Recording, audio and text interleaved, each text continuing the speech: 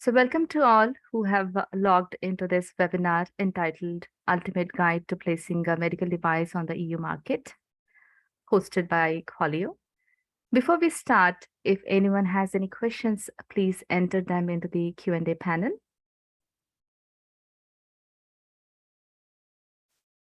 So before we get started, so please ensure your audio is on mute.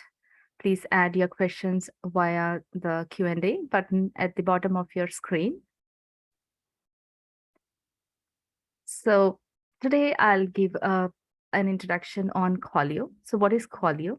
For those of you who may be new users of Qualio or those that need a refresher, Qualio is the #1 cloud-based quality management system for life sciences. Our CEO had a vision for life science companies, and that was to assist them to bring their products to the market faster with an easy-to-use solution that focused on a quality-centric approach. With the right solution, putting quality at the forefront of an organization should make things easier and more efficient.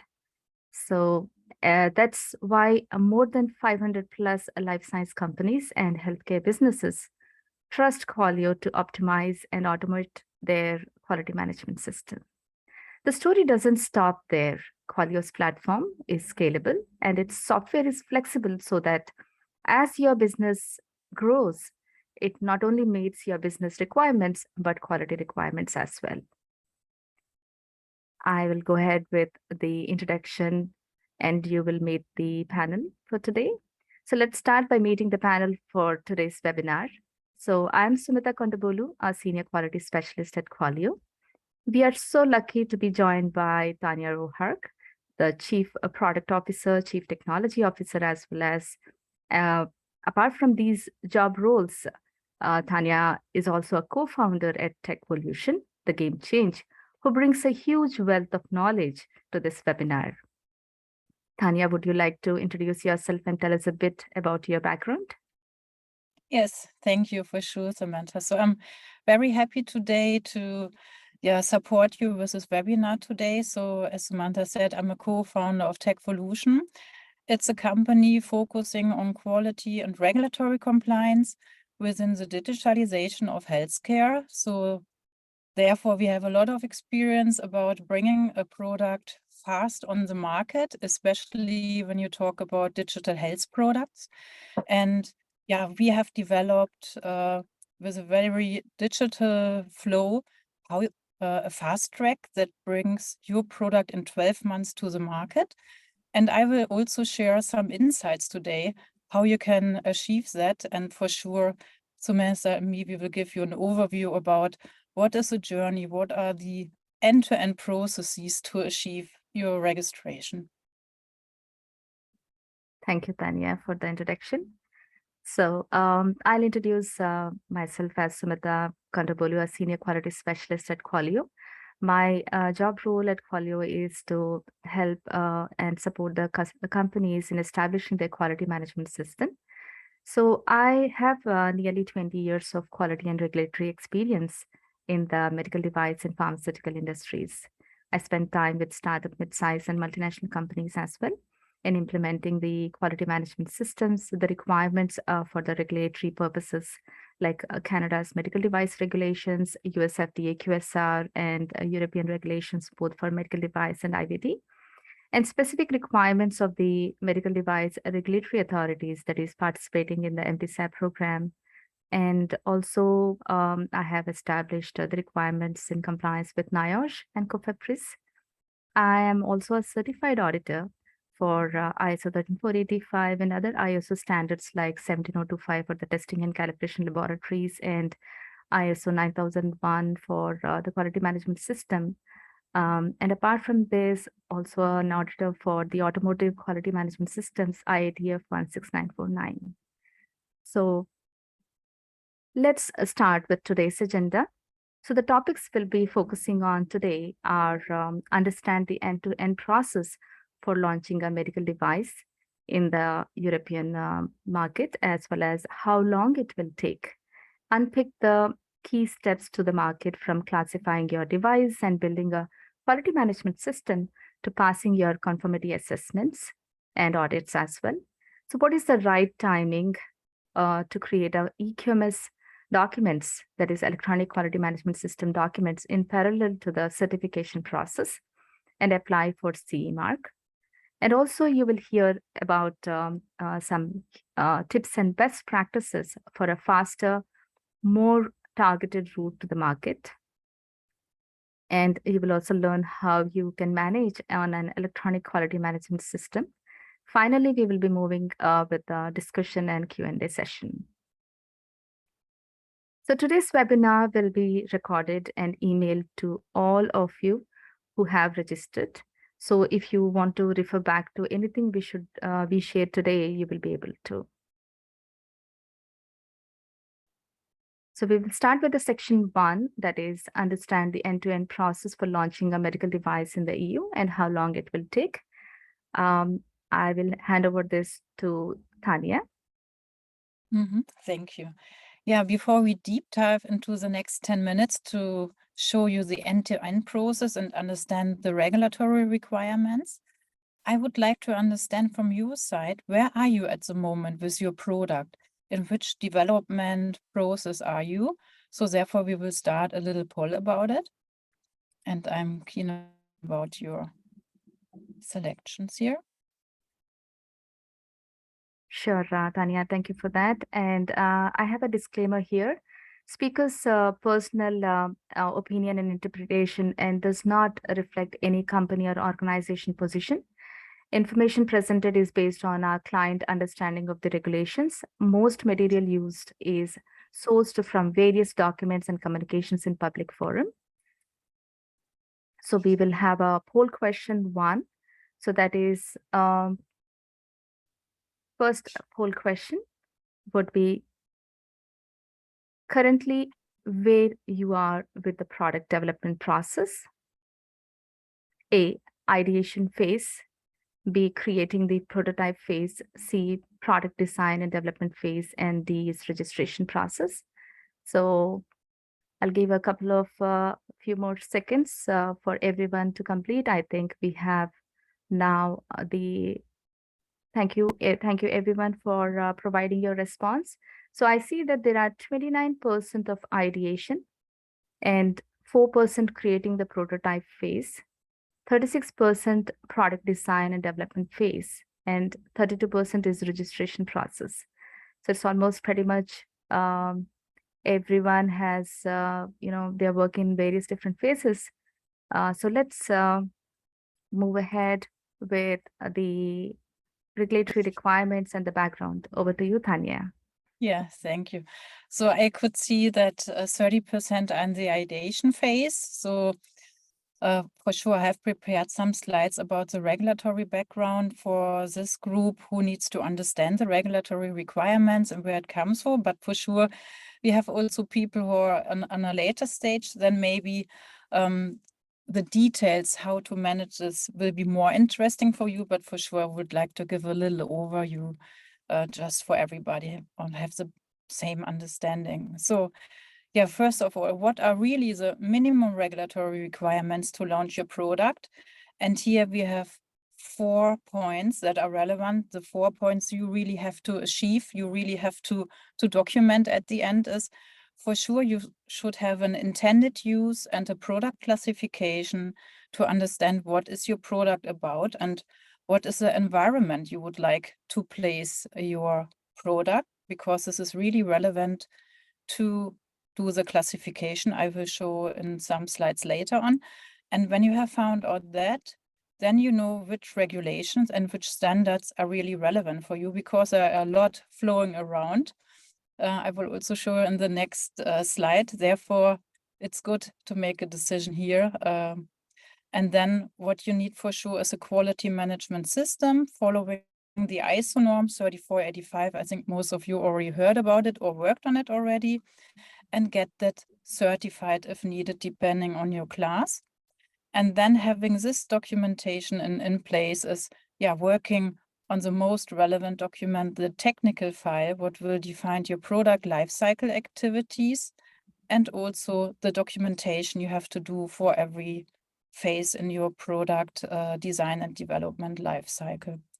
Yeah, and then the latest step, if you have achieved all the other 3 steps, is then getting finally your CE mark and product registration, what you can achieve through a self-declaration, or in the other cases, submitting the technical file to the notified body and then hopefully achieving the CE mark. Just one hint for people who are sitting in Switzerland, there have been some changes through the Swiss and European collaboration. So normally in EU, the registration will directly done by the notified body, for example, TÜV, DEKRA, BSI, and so on. So you don't have to do anything, you just submit the technical file and then the notified body will take care. Here in Switzerland, there is now the specific case that you have to do an extra step, meaning you submit everything, so the process is at the end the same. But then as an extra step, the registration process has to run through Swissmedic, so the Switzerland body here. So this is just an extra step, just to let you know for people from Switzerland, where I'm also coming from. Yeah, so then to the next slide, just to give you a little overview, just very high level, what documentations you have to follow. So where come all these requirements from you need to follow? Maybe you raise this question. So first of all, we have the legislative system. So the MDR, the medical device regulation, or in vitro device regulation. This is really a law you have to follow. That means at the end, if you don't follow the regulation and you bring a product on the market, this is not complying with this regulation, you can also go into jail. This is an important point here because it's really, really a law. And the law is then referencing to different harmonized standards and common specification, meaning harmonized standards. And we are very glad that we're on the stage already. If you go to US, if you go to all the countries in EU and sometimes also Canada and so on, we are sharing most of the harmonized standards. For example, the ISO 3485 in US for sure, it's the 820. So this we are not sharing, but there are a lot of harmonized standards. You can also read through the EU regulations that we are sharing in different countries, what is very lucky for us if we want to launch in different countries. And as you can see, quality management, risk management, then how to manage software lifecycle of medical devices, health software, usability engineering. These are all the standards that help you with methods and procedures, how you can comply with the regulation. It's very process related to say so. And for sure, you also have to follow them, but more as a message and procedures.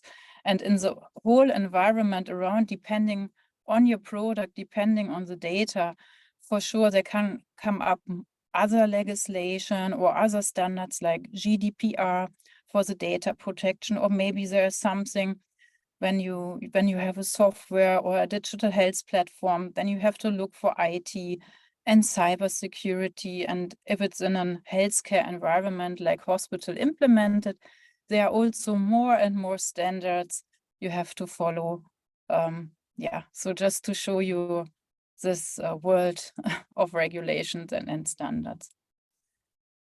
So what does this information brings to us when we go to the next slide is how important it is to determine your regulatory strategy first, to really understand what is the intended use, to really understand your classification, and really where do you want to go with your regulatory strategy, in which country, where is it used in a hospital, which data are flowing around. So all these questions, because only with a very good determined regulatory roadmap, you can be sure from the beginning on, okay, how should my QMS system look like? How does my conformity assessment for my CE mark look like? And which technical documentation do I need to create to not miss out any of this relevant standards and norms and legislation? And for sure, this can also help you to reduce a lot of effort, because not every product is the same, and maybe there's a chance to scope out. And this is also mentioned here in the red lighted box, because first of all, maybe there's a question, is it really a medical device, or is it just an health app, or how can I avoid that this is a medical device? This can be the first question, so that you don't fall under all this regulation. But if you found out it is a medical device, is it a pure medical device? Is it a part of a medical device? Is it an accessory to a medical device? Is there a chance to not certify the whole product, maybe just parts or modules of the product, and so on and so on? You see, there are many options on your regulatory roadmap, and it all depends on your intended use and for sure the classification of your product. So just to give you a little bit information to think about it first, and then act before you go in all the details. Yeah, the next picture is just showing you a classical product development life cycle. And as most of you know, so the other 17%, you have to document every step. So that means starting from the requirements, from the user needs, it all needs to be documented. Then the verification, the testing, the design and development phase. So for every step, you can read in the MDR, but also in the harmonized standards, what is expected from the regulators, what is the expectation also from the notified body, where you have to send your technical file. What are the steps and what are the documentation? And for sure, this must be in a specific quality and all traceable. Yeah, so just in a nutshell, so how does it work? What is the end-to-end process? Before we go ahead, I would like to raise another poll question, because what do you think? How many months does it take from the prototype until the registrational process? How long do you think have you run this process and get your CE mark and the product on the market?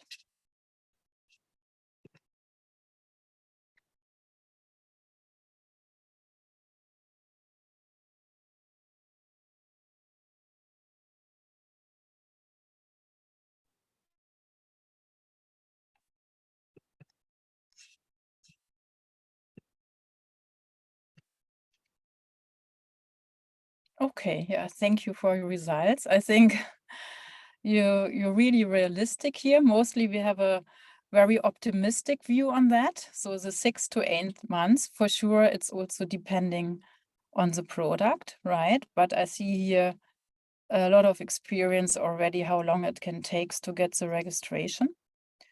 So to walk you through a little bit, when we come to the next slide, yeah, you can say as a standard, it's around 12 to 36 months. For sure, depending if you have to do a self-declaration or not. For a class 1 product, you don't have to do all the conformity assessments through CE mark with the notified body and so on. So it can be much quicker for sure. But for the other ones, starting from class 2 to class 3, it's around 12 to 36 months for the whole end-to-end scenario. And what I would like to give you here on the way is, for example, at the moment in Europe, because we are in direct contact with a notified body for all our customers, for all the startups, at the moment, you really have to consider a long waiting time with a notified body to get your QMS certified and then also the CE mark. So just to let you know, the latest status from this week, a very fresh answer from the notified body is that it will take 6 to 8 months until you have accepted the offer already from TÜV DEKRA and BSI to get any appointment for the first step of the audit. And the other information we get, there is no wait list, so you cannot decide when you would like to be audited. You just send your inquiry and you have to wait for an answer and accept the offer.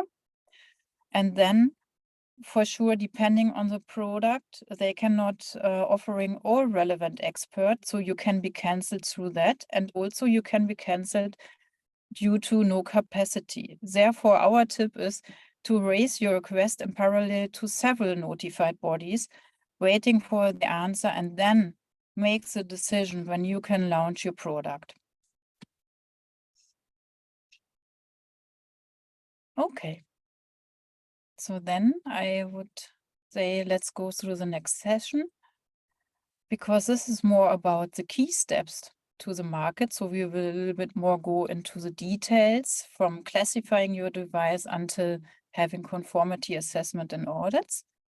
And the first slide I would like to show to you is this little graphic here that can be very confusing, is about the conformity assessment routes to achieve a CE mark based on your product classification.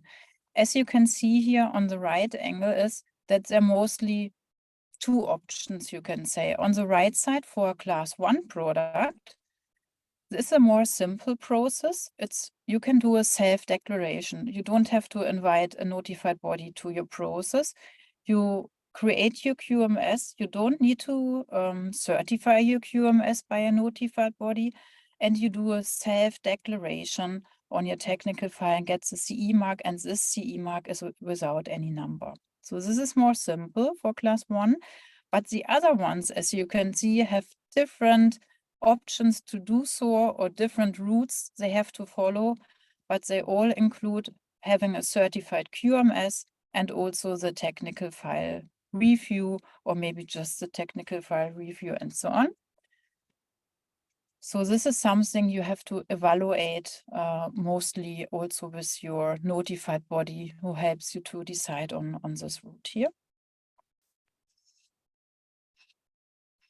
Yeah, and this also with the next slide will bring you again to the really relevant question and part of your journey to classify your device. So in general, it's very transparent how to do it, and it's very transparent to follow the rules because it's written here. I bring in the link directly to the annex of the MDR because it having all the classification rules integrated and written down, and you see there are different rule numbers from non-invasive to active, special cases, and rule 11 for software. So it's all written down, and yeah, mostly it's not so clear to understand because it's very high level written. Therefore, there are more further helpful guidelines available, and they're coming from the MDCG, so the medical device a group, and also from the International Medical Device Forum that helps you a little bit with the decision, because it's really depending not only about the product you think about, it's really the end-to-end process your device is going through, in which environment is it used, and so on, to make a clear decision about it. And if it's on a software environment, for sure you have to look in the architecture to scope in and to scope out. How can we maybe avoid to have it a medical device, or how can we bring it into a different classification rule or in a different class of the medical device? This is really, yeah, this is a philosophy, and it's really, yeah, a lot of discussion and strategic decisions you have to take about your product, because why not starting with the MVP1 with a deeper class and then go with every development of the product and every experience into the other classes. So here you have a little overview, for example, what is class 1 to class 3. So class 1 are simple ones like a stethoscope or a wheelchair. As I said, it's self-declaration and your own QMS without getting certified. And for all the other ones, class 2A, B, and 3, we have the more comprehensive conformity assessment route.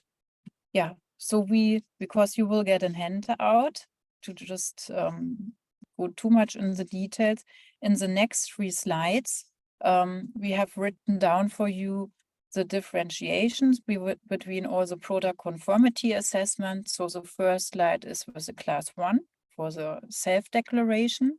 And I also added here the direct link to the MBR. MDR, where you can follow up on that.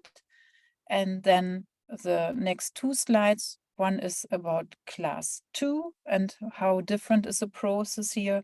And the last one is then about class 3 and showing you the little steps. Yeah, then I would like to hand over to my colleague here, to Samantha, to walk you through the QMS and the technical file. Thank you, Tanya.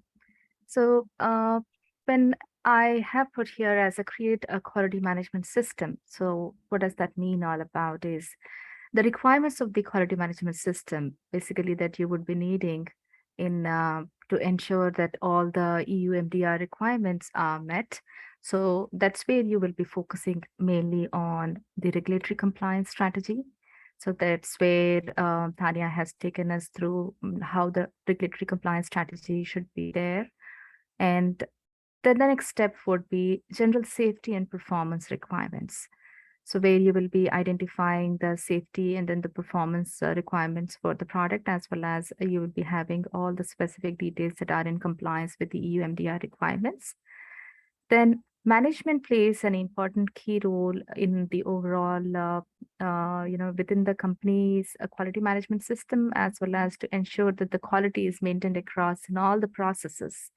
So that's where the management responsibility has to be defined and ensure that is specifically the, if you're also going for ISO 13485, ensure that everywhere the wherever the clause is required, the management's responsibility should be aligning with the requirements. You need to ensure that that is being done.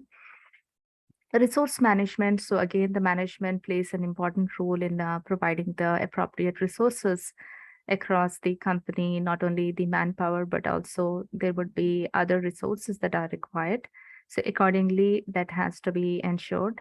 And risk management would be for the product, as well as you may also have to identify the risks that are associated with various different processes, like supplier evaluation when you perform. So you need to ensure that whatever the risk associated with based on the classification of the supplier, you may also have to perform the evaluation accordingly, and all the records has to be maintained. Similarly, when it comes to the clinical evaluation, so that's where you will be also ensuring that if there is a clinical evaluation that has to be performed based on the product, so you will be evaluating accordingly. And when it comes to the product realization, so that's where the production activities and then the design and development. So Tanya has already given you a more details on from the overall design development till it goes to the design transfer phase, where the various different phases how you will be focusing on. I have seen during my audits when I perform, I have seen that some of you the companies, they do retrospectively, they document. If you're doing in that case, so so you may have to ensure that documenting right at the beginning is always helpful, so that you are not missing any details, especially when it comes to the product development phase. And unique device identification. So again, you will be complying with the requirements with the EU MDR. And post-market surveillance system communication with the competent authorities. So based on the specific authorities where you will be dealing with, so accordingly, you will be communicating with them. And if there are any incident reporting, so accordingly, you may have to identify what exactly the issue is all about, and then determine based on the incident, accordingly, you will be reporting. And if there are any corrective preventive actions management or monitoring and measurement. So monitoring and measurement is you will also be when you perform the management review meeting. So there also you will be able to collect all the analysis of the data from various different processes, as well as from the key performance indicators you can identify, and accordingly you will be able to take the necessary actions. So we will go ahead with the next part, where we will talk more about the create a technical file. So here you will see that the technical file, when it is created, So this demonstrates that the product conforms to the requirements of the regulations, and the documentation should it should cover the design and manufacture. Like for example, there are drawings, or if there could be some specific requirements for the material, especially for the European regulations. You can see that there would be different requirements for the material, or specifically if there are any biocompatibility testing has to be performed if it is a hardware device. So this is where you will be focusing on. So the technical file, or officially the technical documentation, is a compilation of the documents that contain all the relevant information about a particular device, that including the performance and safety information as well. And this technical file is also used to demonstrate that the product complies with the requirements of the applicable regulations or directives. This is a proof of a compliance in compulsory, which is for manufacturers that show that their products are safe to use before being placed into the European markets. So we will go ahead with the next slide, where determine the state of the art literature review. So various other different elements are also included in this when you are creating a technical file. So this is specifically like when I talk about the clinical evaluation is such an important part of the technical file. Sometimes being over half of the page count of the whole technical file, that it deserves a bit more discussion. So the clinical evaluation is a big part of demonstrating the performance and safety of the device, and that the risks are outweighed by its benefits. Since the performance and safety are both relative, and you can see that the clinical evaluation needs to include a thorough review of the state of the art in treating or diagnosing the relevant condition to determine the benchmark against which the device is measured. As the name suggests, the clinical evaluation should be based on the review of the clinical data, so data from the use of the device on the human patients. So these data can be obtained from a number of places you can obtain this data. The first place to look is if there are any available in published literature or on the device itself, or also equivalent devices. Equivalence is a difficult thing to demonstrate, and includes these three groups of characteristics, like clinical, such as an intended use, or you will say the technical, such as a design and specifications, and biological materials that are the part of the patients they are in contact with.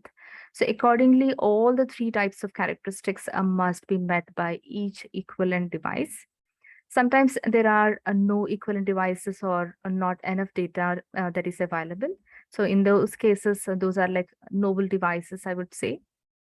And then specific clinical investigations or clinical studies may need to be conducted accordingly.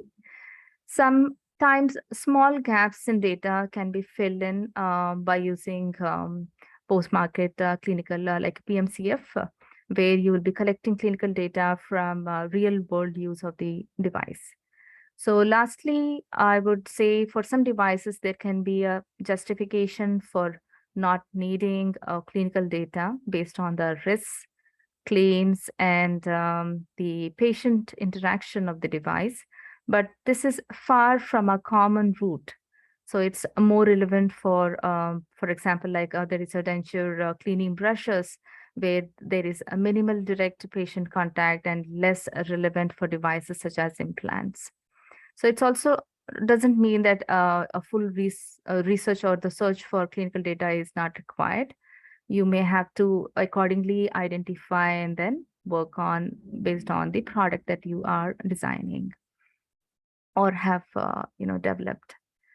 The next step is on the declaration of conformity or affixing the mark. So already, Tanya has spoken about on the CE mark in the previous slides. Here, I will be, mainly focusing on the point that if the manufacturer is based outside of the EU, then they will need a European authorized representative. respectively, to sell into their territories. So the last step after obtaining the regulatory body approvals involves signing the declaration of conformity affixing the CE mark and registering your device with the appropriate authority. Once the manufacturer is satisfied and their product conforms to the applicable CE marking regulations or directives, then they sign the declaration of conformity. So this must be done before the CE mark is placed on the device. If there is one thing that remember to place the notified body number adjacent to the CE mark, and the declaration of conformity and the technical documentation should be available to enforcing authorities upon request. Lastly, if you are registering your device with the appropriate EU competent authority or the Euromed database, or do these through your European authorized representative and start selling your device in the Europe. And I see that there was a question on one of the registration, the product registration, where they have asked a question on, I think already Tanya has provided the response, so that's fine. Thank you, Tanya, for that. We will go ahead with poll 3, and it's over to you, Tanya, for the poll 3. Yes, for sure. So thank you, Samantha, for describing the technical documentation, and I will go a little bit deeper into this topic of creating documentation at the right time. Therefore, I would like to understand from you, what do you think is the right timing to create quality documentation? Is it maybe right at the beginning? So really starting fresh and right from the beginning with a QMS and then following up with a technical file, or are you just doing it during the design and development phase? Or maybe you're more on the side, okay, I do it maybe just post-completion and after the design phase. And then the second question is about to learn where you are at the moment in the certification process, just to give you a little bit more understanding where I should deep dive.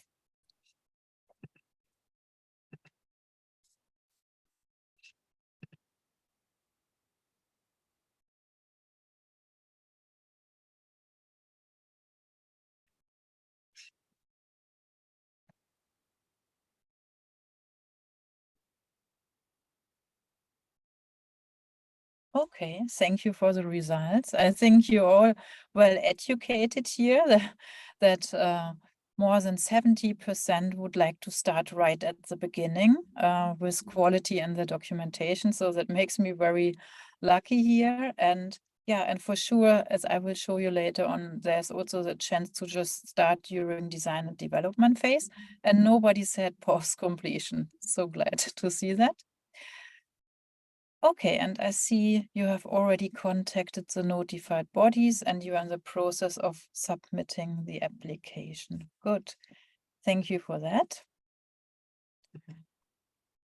Yeah, what I would like to show to you is a little bit experience we make with all the startups, and because there's always the burden, oh my God, we have to create all the documents, we have to create a QMS, and it's very cost intensive and also resource intensive.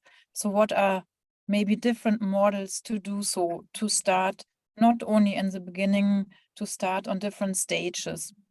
So, and what you can see here, we are using normally with our customers a linear approach in 2 ways I will show you later on, or also going more and more in this lean and agile approach. What you can see here in the picture, so on the top, this is a classical linear approach. Most of you maybe know it under the V model or waterfall, to have first all the requirements, all the specifications ready, having the risk assessment in between, and then on the right side of the V model, we do all the validation and verification, and this really step by step, requirements, design, implementation, verification, and so on. This is a classical way.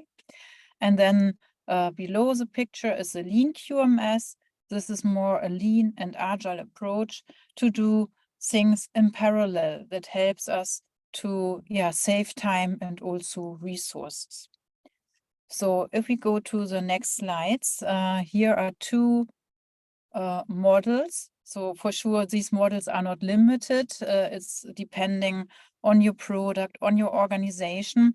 It's really a relevant strategic decision how you would like to manage your life cycle of activities and also at the end of documentation. So what suits you best? What suits your organization best to do so? So as you can see here, it's model 1. It's a classical linear approach that really starts right at the beginning in the right order, meaning creating first the complete set of QMS documentation, SOPs, template, right after you have understand your product classification as shown before. Get your QMS certified.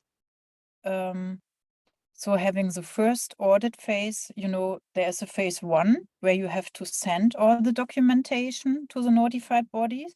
And then there is a second audit phase where they will then certify your QMS. And you are allowed after phase 1 to work under your QMS. So when the notified body has reviewed your QMS documentation, you can make it effective and then you are allowed to work under your QMS. This is a relevant information because only then you are allowed to do a formal technical file because you have to follow your own process. And therefore, this linear model shows here QMS.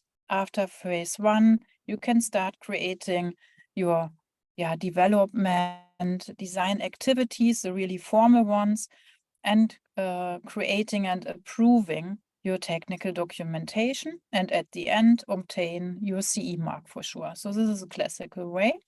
Everybody knows and most companies following. So the advantage is it's a very clear structure. It's easy to follow for sure. And you don't need to re-engineer and re-document every step. You could just follow the line. What can be a disadvantage in the modern world and mostly also with products that refer to digital health? The design and development process, for example, can only be possible after the phase 1 of the QMS certification for sure. So you are not really flexible in design and development because when you look at the V model, you have a fixed product. You need to understand your product from the beginning. You go the steps through, then you verify that's it. If you change, it will be a very complex process for the change management because you have to document everything very detailed. And for sure, the cost for your QMS work start right at the beginning before you build your product. What is relevant for startups for sure. So model 2 is a little bit scalable, you can say scalable linear approach with a chance to re-engineering. So maybe starting after prototyping or you have done partial developments.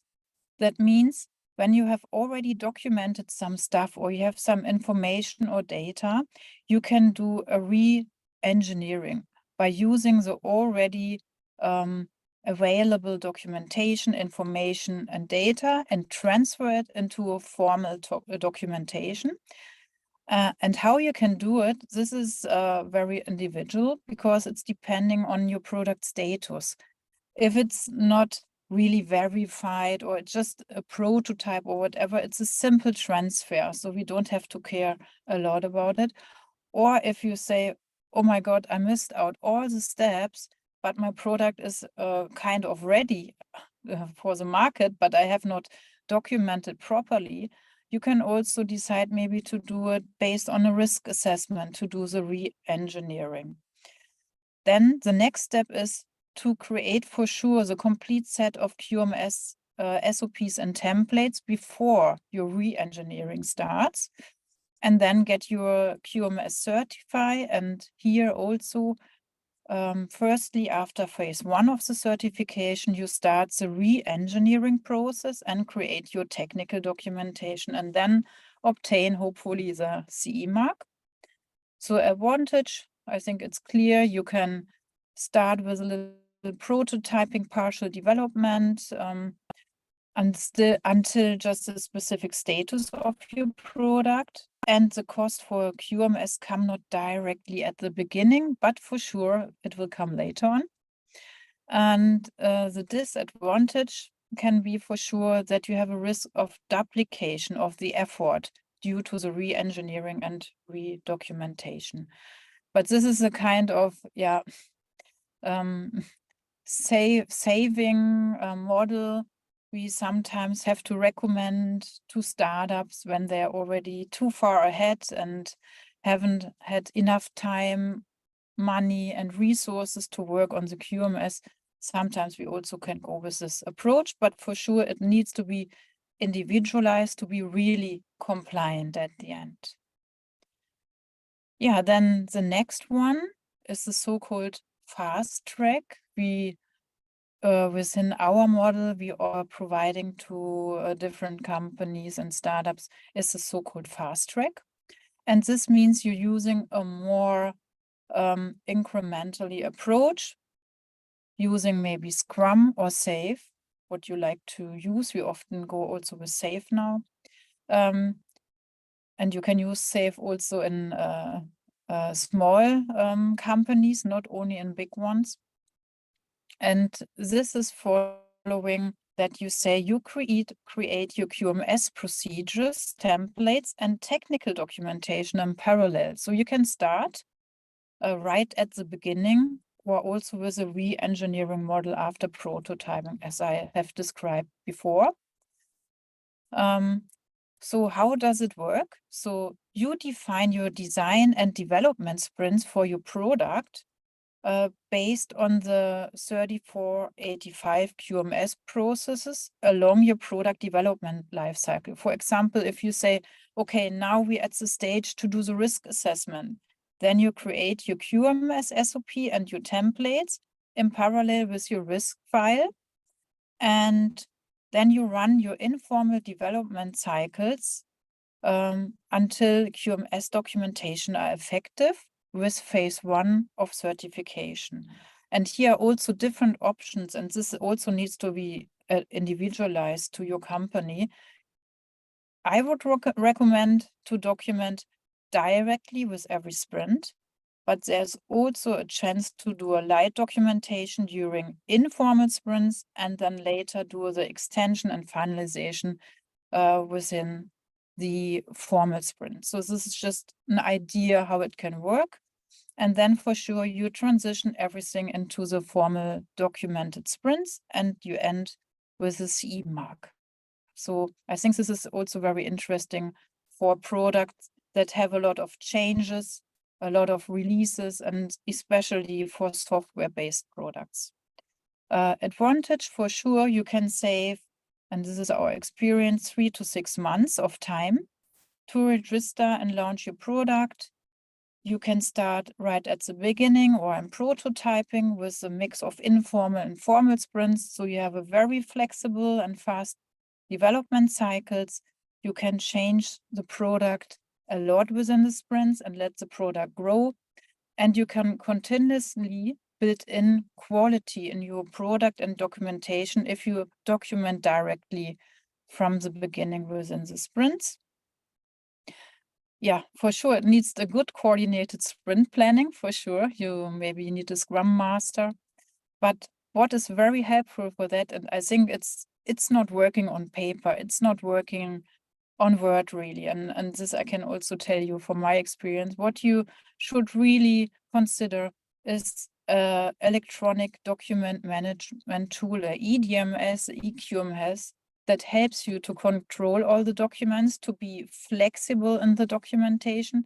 And this will speed up the process and for sure also means fewer resources are needed because, you know, the documentation is mostly the biggest challenge and the element that costs a lot. And this brings me directly to hand over to Sumesa from Qualio to give you a little more hints about it.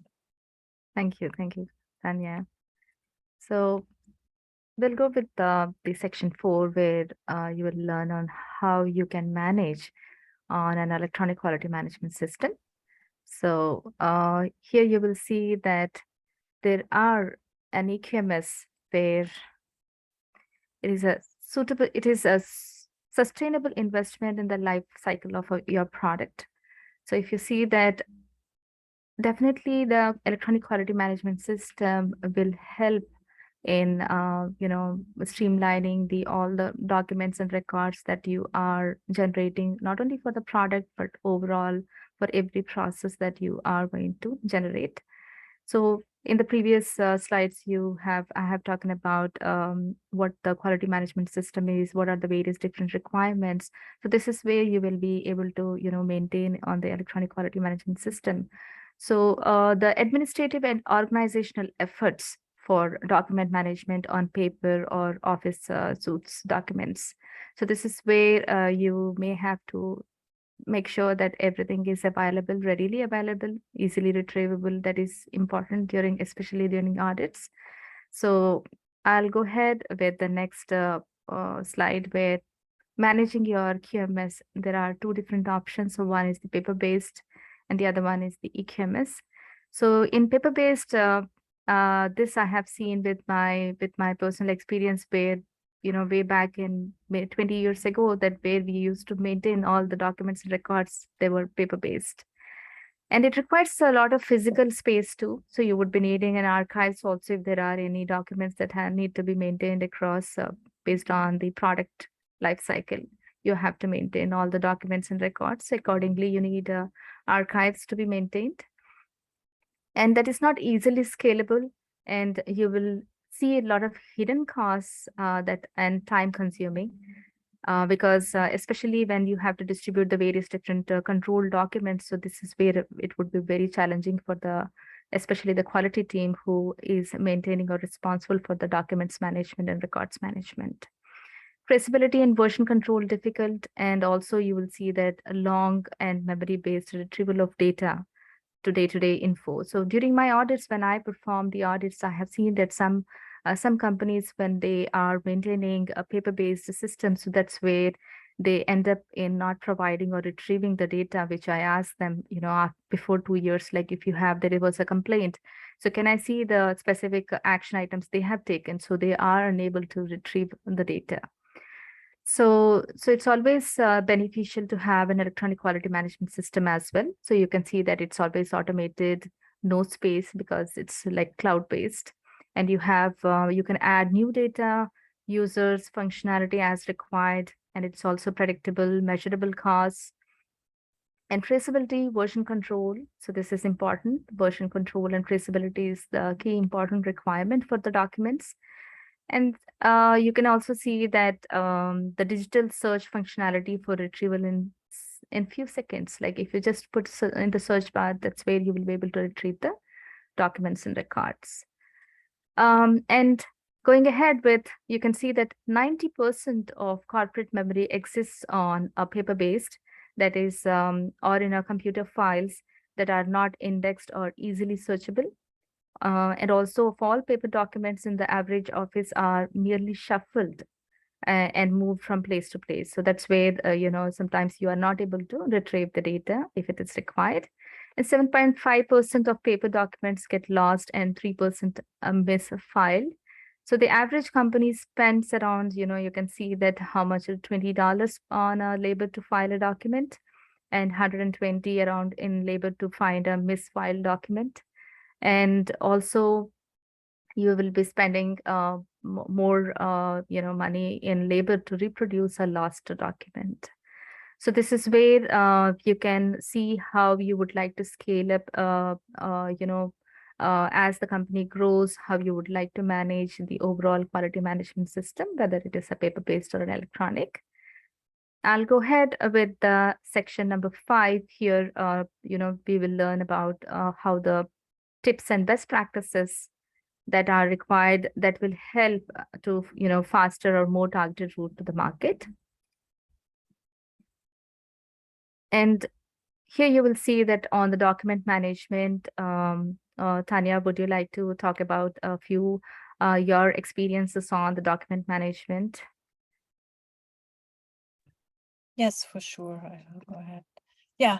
So as I have explained to you already, so the best tips to start with your documentation, to think about what needs to be documented, what needs to be sent to the notified body, is for sure to choose the right classification and to think about intended use and so on. Because what we have often seen is that a lot of startups overact in many cases because they are not really sure about their product. They don't really understand the difference between, yeah, what is the intended use telling us? Is it really something that can be called a medical device?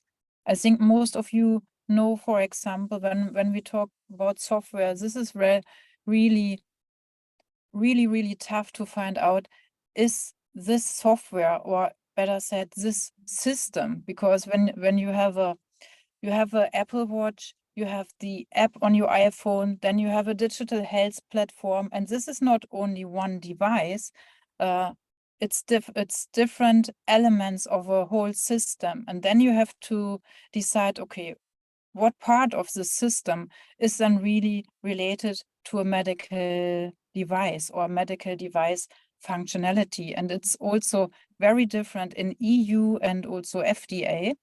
And there you could see a lot of mistakes, a lot of misinterpretation of the regulations to decide, is it a medical device? Is it a part of a medical device or just an accessory?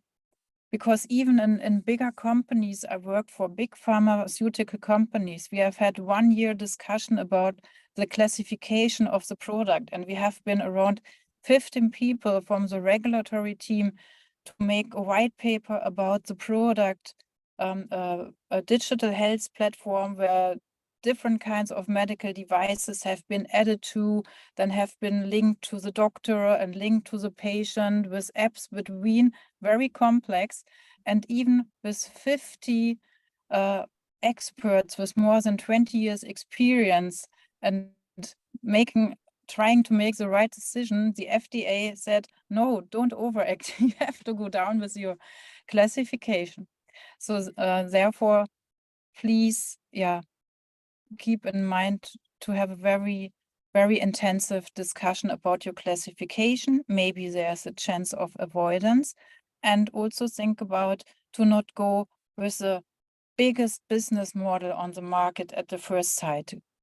Take your experience, maybe start with a health app, then go in a class 2A, grow when you're new in this market, grow with your experience, because it's a very complex system, and it will grow a lot within the next years, having cyber security, having artificial intelligence, and so on. So there's a lot to consider. Thank you. Yeah, Thank you, then, Tanya. yeah. That's really helpful that you have taken Mhm. through the document management. And when it Mhm. comes to the technical file, as always be focused on what is being filed, what are the documents that you have generated for the product. Ensure all sections are covered. Check for consistency, especially the intended purpose. And then you may also have to ensure that the products are covered, which has all the tests that you have, specifically if you are performing any biocompatibility testing.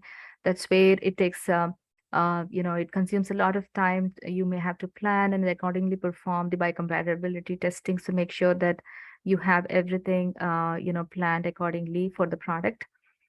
And finally, when I spoke about the clinical evaluation, so that's where all the documentation and records related to that you may have to have together with the technical file.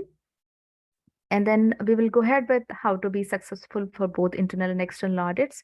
So always, I would say that open a line of communication with the auditor. This is very important. And then you can also plan for a meeting with the auditor in case if the audit is virtual or like a remote audit. So that's where you will be able to, have a communication with the auditor, see that what are the documents the auditor is asking for, and accordingly you can go ahead with providing them.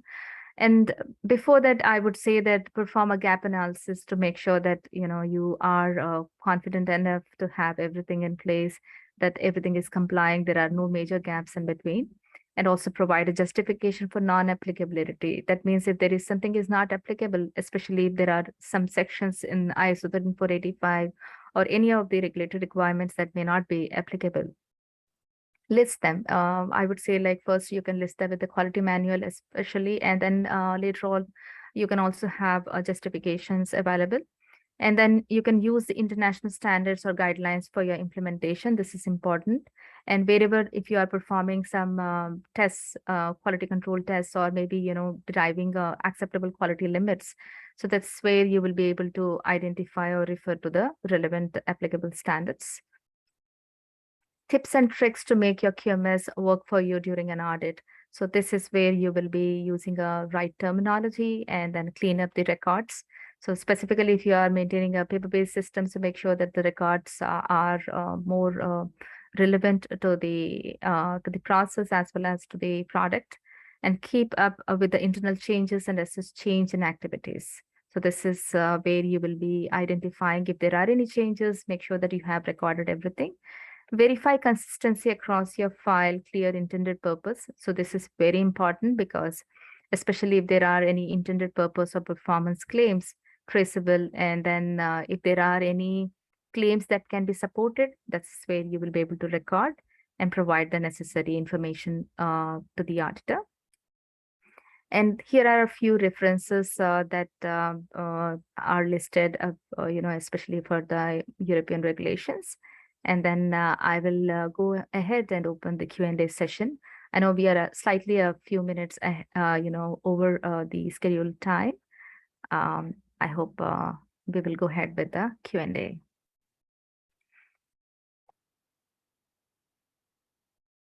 So there are a couple of questions. I think we will try to answer as much as we can today. If not, then we will be reaching out to you by email.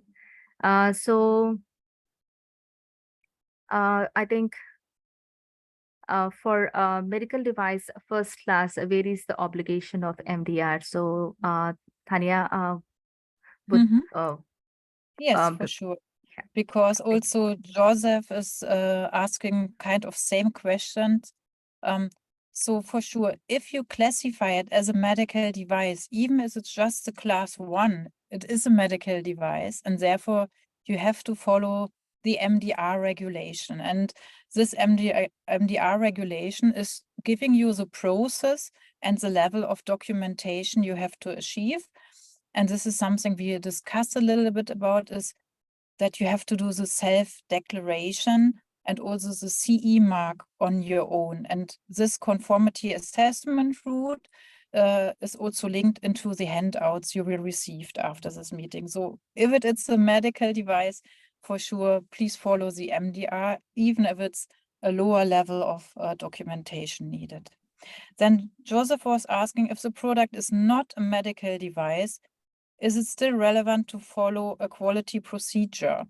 And how can quality software help with that? Yeah, I don't know what kind of a product it is. Maybe it's a digital health app or a DIGA one in Europe. So it's not really medical device, but it's something that is used in the healthcare environment, and maybe also in other areas. I don't know, because Qualio is for sure supporting your whole document management, not only for medical devices, also a lot for other industries, right?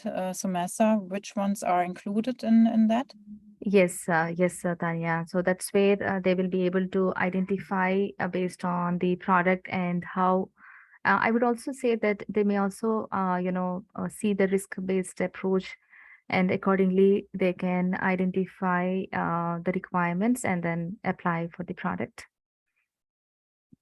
So there is another question on like, common specifications are not available for many devices. In your experience, what is the best strategy to ensure compliance? So here, I would say that it depends on the various different specifications that are applicable, especially if you are determining some quality attributes. So this is where you will be able to, review what exactly the tests need to be performed. This all will be derived based on the risk again. So when you determine the risk associated with every requirement, especially during the design phase, it would be if you're using failure mode effect analysis tool to determine the risk analysis. So that's where you will be doing the DFMEA. And for every input, you will may have to perform the tests, like, to determine the verification and validation, I would say. So accordingly, you will be identifying the specifications. I know it would be initially sometimes some quality professionals, or as well as the manufacturers, especially when they are startup companies, they know that technically they are very good at, but when it comes to determining these specifications, I would always suggest that see the risk that is associated, and then accordingly you can refer to various different standards that are available. Tanya, would you like to add anything to this question? That No, I think that's fine. Thank you. That's very good. absolutely. Yes.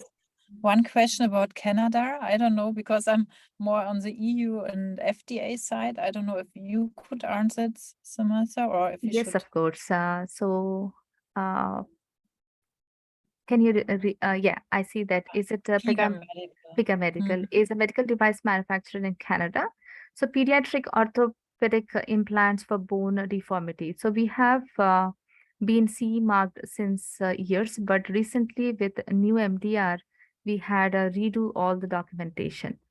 When is the technical file, a new format and new data content requested, and connected documents are due to submit for new MDR.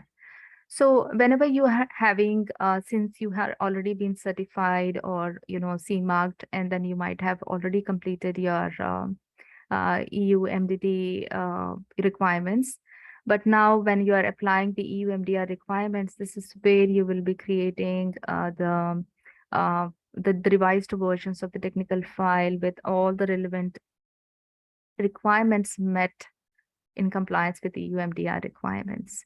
So if there is any change in the classification based on the new regulations, and this is where you will be able to provide the justification, followed by some change control process also you will be initiating, and accordingly you have to, put everything together in the technical file.